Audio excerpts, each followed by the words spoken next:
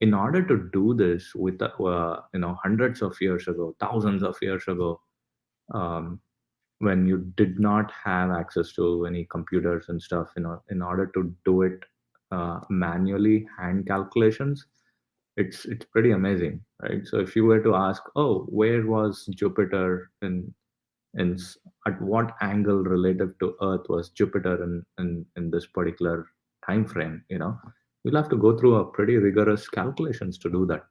Mm-hmm. And all those calculations are imbibed in the form of shlokas. A Mm. shloka is a verse, Sanskrit verse that describes a mathematical equation in a poetry form, right? It's so beautiful. Now the reason why it is in poetry form is you don't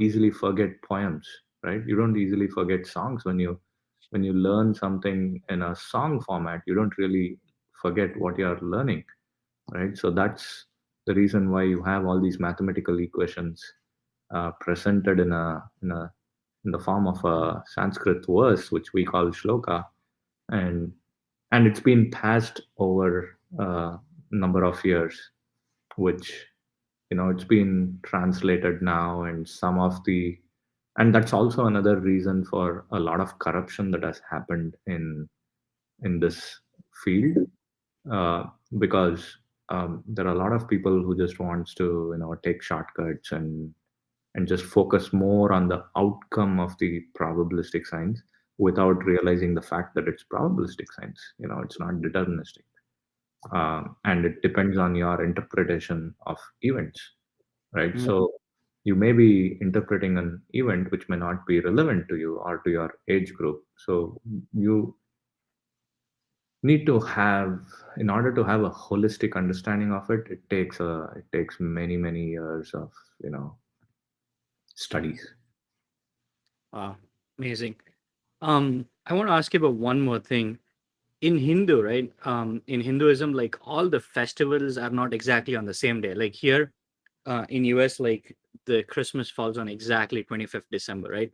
For us, like if we talk about like Krishna Janmashtami, that is Krishna's birthday, it's always fall on different days. Like as per Hinduism, we shouldn't celebrate the birthday on the same day, like the calendar day. Why is that? And can you give us more light on that? Can you throw more light on that? Yeah, it's not just festivals, it's even your own birthdays. Even in your own birthdays, it doesn't fall on the same day, Mm-hmm. right? The reason for that is, when you were born, the angles, the relative position of the sun and moon and all other planets, they have a fixed coordinate, right? They have a fixed coordinate relative to Earth.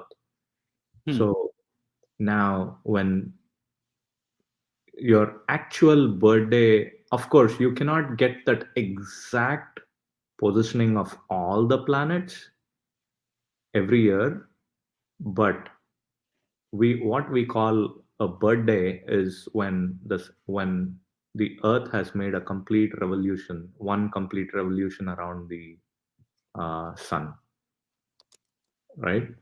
So that's what you call a birthday, 365 in is in western sense. correct. Okay, but in Vedic astrology we go one step ahead and say that, okay, uh, the sun stays in a particular zodiac sign over a span of 27 to 31, 27 to 31 days, right? In a single zodiac. And so we take a specific date as your as birthday in Western system.